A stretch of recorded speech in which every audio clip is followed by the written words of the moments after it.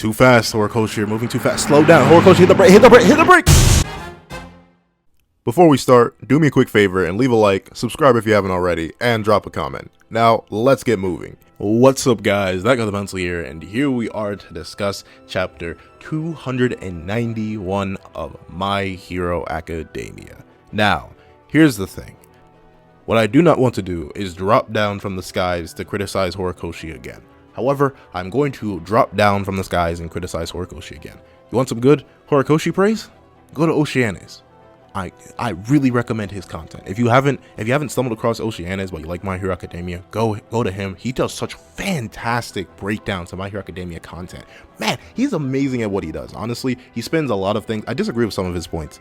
There are certain things I disagree with him with, but a lot of the stuff he says, it's really, really good. Go check him out if you want some good My Hero Academia praise. But back to the content of the chapter that we need to talk about. I think I got half of what I wanted, but half of it's the ending really is what I think that the ending is what messes it up. Because here's the thing, Dabi revealing everything, super good, super smart, super well thought out. However, and also it's great to learn that Dabi's just a liar, like full on a liar. From what it looks like, he enjoyed training, he loved working with his dad, and from what we see, it's not actually Enji who wanted to have more kids. Ray was down for the idea. I'm assuming we don't see much of abusive Enji, because I'm assuming he's recollecting it from his own perspective. So we don't really remember. We don't see him abusing any of the kids. However, from what it seems like, it wasn't as bad in the time of Toya that it was by the time of Todoroki. And it's weird to think about, because as early on, Endeavor has always been characterized as this horrible abuser, because obviously his entire relationship with Shoto is built off that abuse.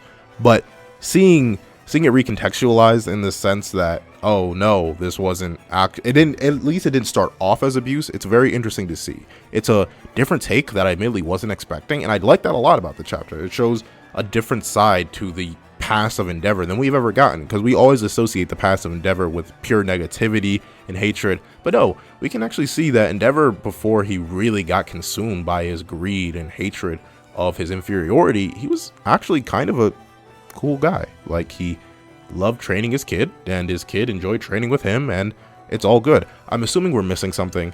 I hope we get more of Toya's past, because I don't see the link between this happy little kid who wants to learn his dad's super move and the chaotic psychopathic mass murderer that we have right here and now.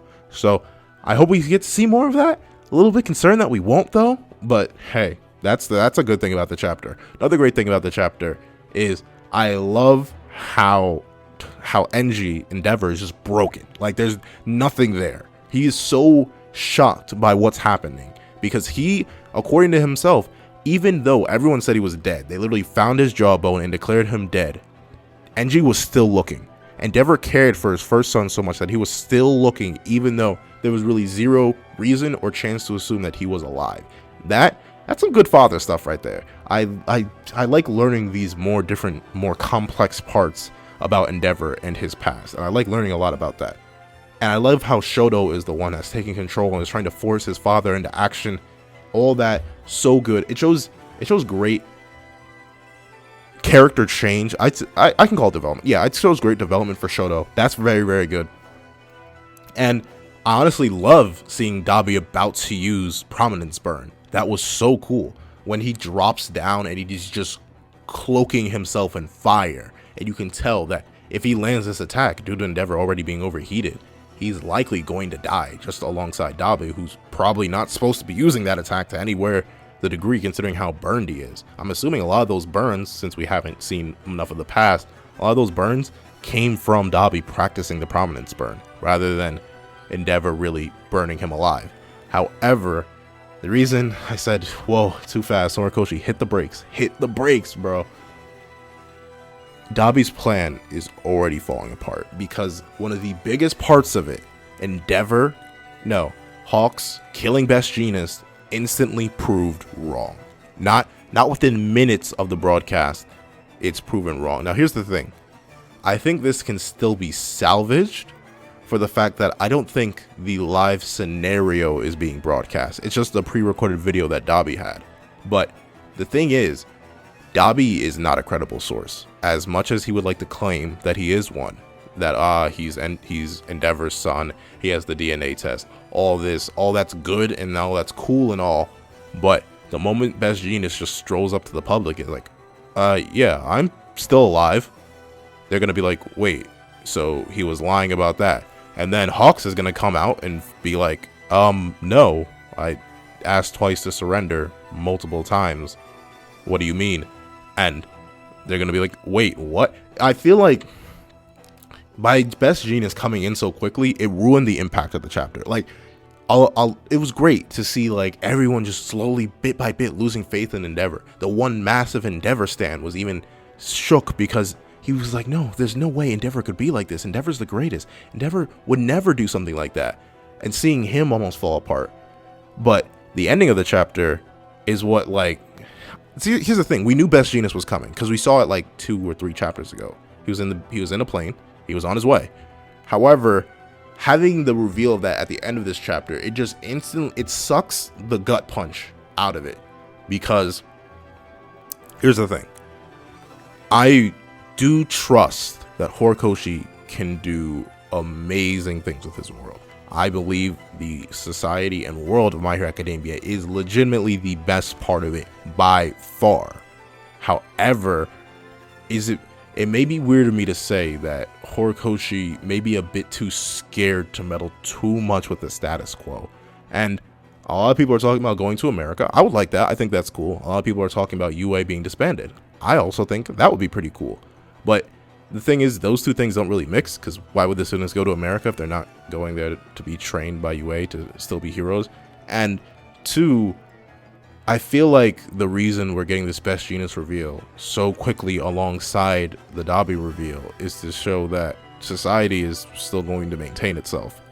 And also, the thing is, as cool as Dabi's reveal is, the fact that he's a villain and the fact that he's killed 30 people and the fact that he's willing to kill more shows that he and villains, despite how innocent and nice and kind they may seem, though they really don't in like any context, he killed 30 people, they're still threats. Like, whether they like it or not, they may need to change the hero system, but they can't get rid of it, or else villainy is just gonna go crazy. Like, what's the ultimatum? That's the thing.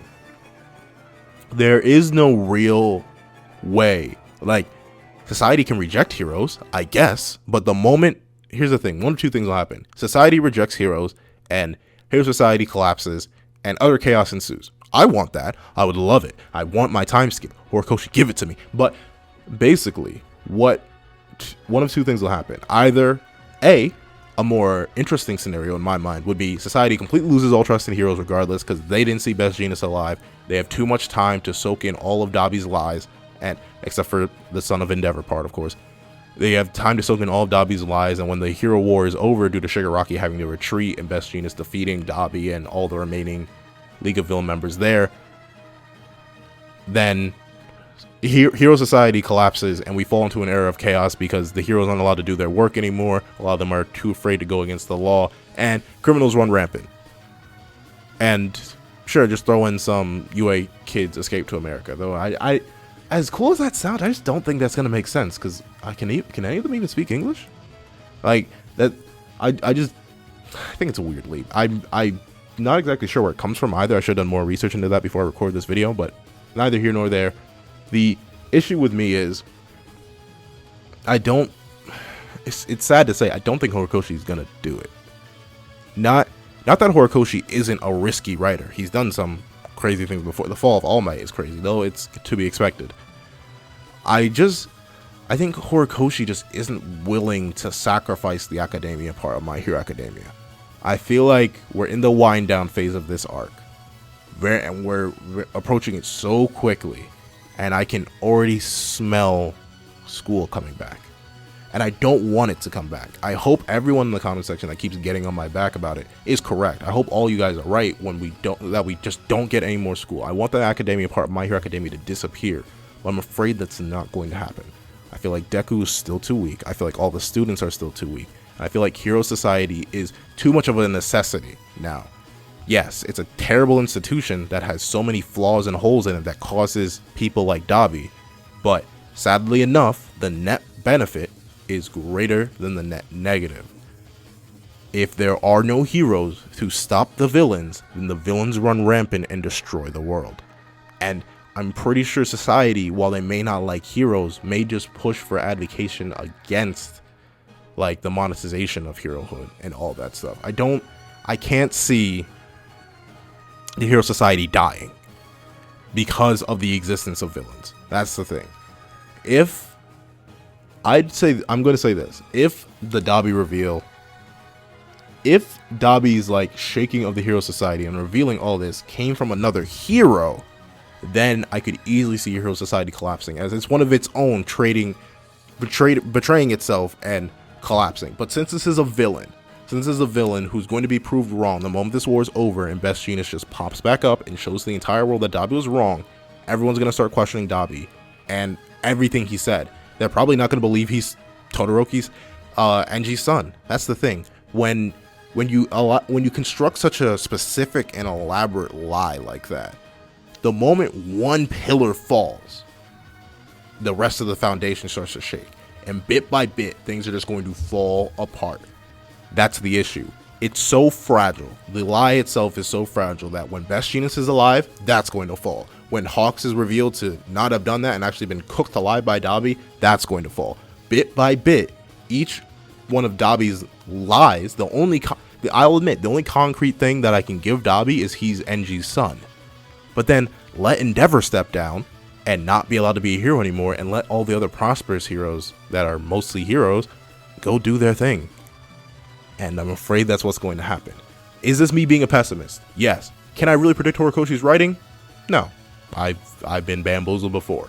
But I'm just concerned. That's the thing. Chapter 291 is one word for me, and it is concern. I feel like Horikoshi is... I know My Hero Academia is an extremely fast-paced series until it isn't, which during all the school arcs.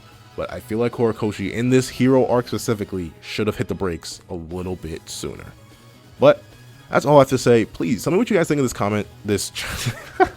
Please tell me what you guys think of this chapter in the comment section down below. If you think I'm crazy, I can understand that. I know I'm just being ever cautious about getting my hopes up with My Hero Academia, because my hopes have been squandered a lot with this series. But that's my hopes. Tell me what you guys think in the comment section down below. Thank you guys so much for watching. Please remember to like, share, comment, and subscribe. And I hope you guys have a wonderful day. This is That Guy with a Pencil. We're writing off.